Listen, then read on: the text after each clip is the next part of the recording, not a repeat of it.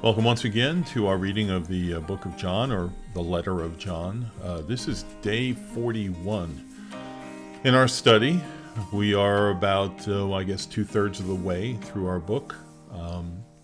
If you're here for the first time, I encourage you to go back to the first day. That's in the playlist, and begin your journey there. Today we're in chapter 13, verses 18 through 38. And let's read it before we start talking about it. Jesus is speaking, and he says this. He says, "I'm not speaking of all of you. I know whom I have chosen. But the scripture will be fulfilled. He who ate my bread has lifted his heel against me. I'm telling you this now before it takes place, that when it does take place, you may believe that I am he. Truly, truly, I say to you, whoever receives the one I send receives me, and whoever receives me receives the one who sent me."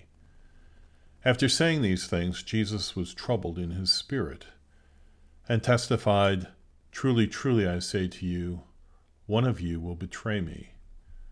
The disciples looked at one another, uncertain of whom he spoke. One of his disciples, whom Jesus loved, was reclining at the table at Jesus' side. So Simon Peter motioned to him to ask Jesus of whom he was speaking. So that disciple, leaning back against Jesus, said to him, "Lord, who is it?" And Jesus answered, "It is he to whom I will give this morsel of bread when I have dipped it." So when he had dipped the morsel, he gave it to Judas, the son of Simon Iscariot. Then after he had taken the morsel, Satan entered into him. Jesus said to him, "What you are going to do, do quickly." Now no one at the table knew why he said this to him. Some thought that because Judas had the moneybag, Jesus was telling him, "Buy what we need for the feast," or that he should give something to the poor. So after receiving the morsel of bread, he immediately went out, and it was night. When he had gone out, Jesus said, "Now is the Son of Man glorified, and God is glorified in him. If God is glorified in him, God will also glorify him in himself, and glorify him at once. Little children, yet a little while I am with you.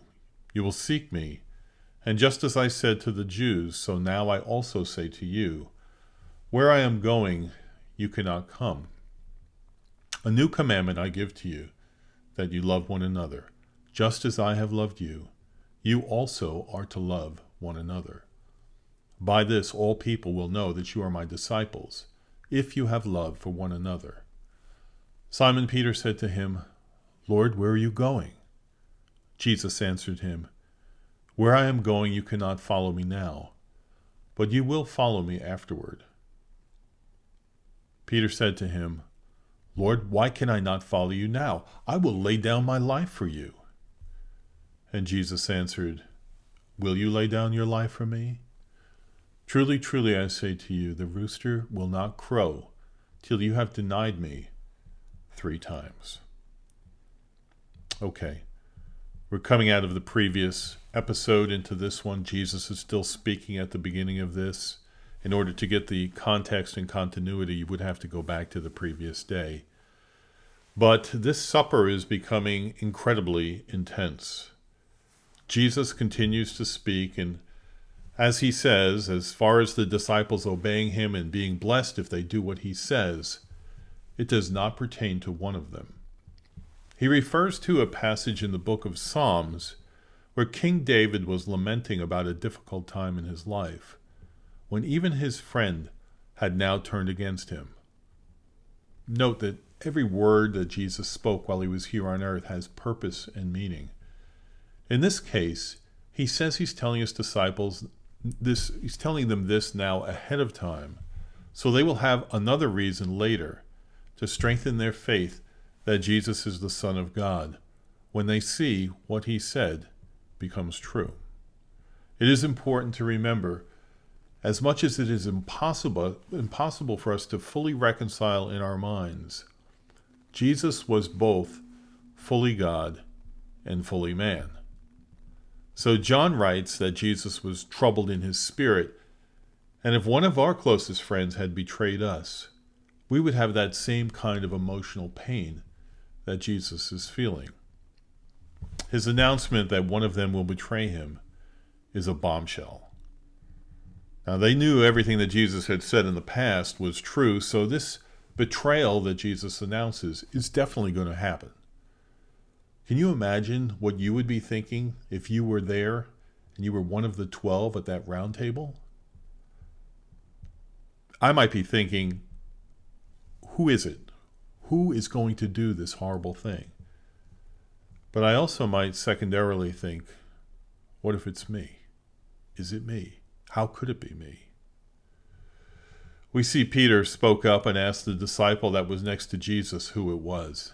Jesus answers, "It is he to whom I will give this morsel of bread after I've dipped it."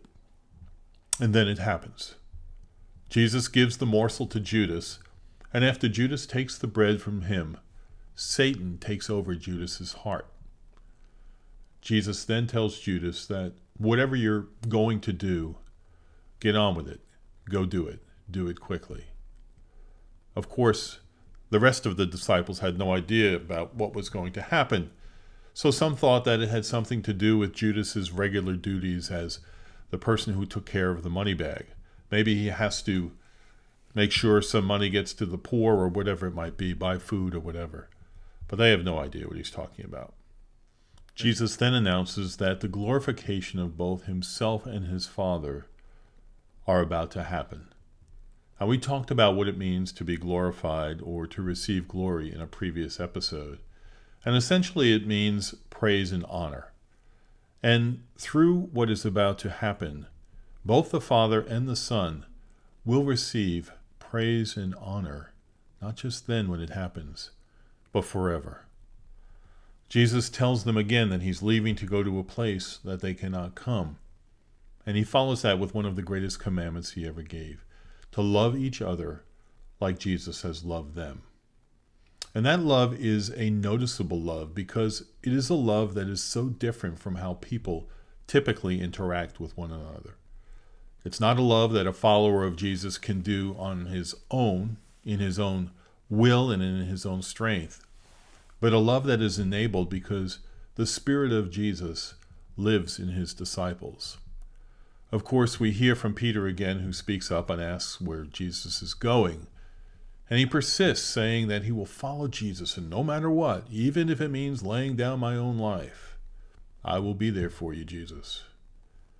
Jesus' answer to Peter contains some of the saddest words spoken in the Bible. And we will see Peter will not only be quick to not follow Jesus, but to even deny that he ever knew him. Plenty to think about. Pray tonight that the Lord would open your eyes to this truth, or continue to teach you, if he has done so in the past, what we've learned here from Jesus. The wrap up, wow, there's too much here. There's too much here to wrap up. This betrayal of Judas, this almost immediate time of Jesus receiving glory and his Father receiving glory, it's just a matter of hours away now. The love that he commands us to love one another, it is the true sign of a believer in Jesus. Very challenging. I thank you for listening in, and I hope this has been a blessing to you, and I hope to see you in the next one. Thanks.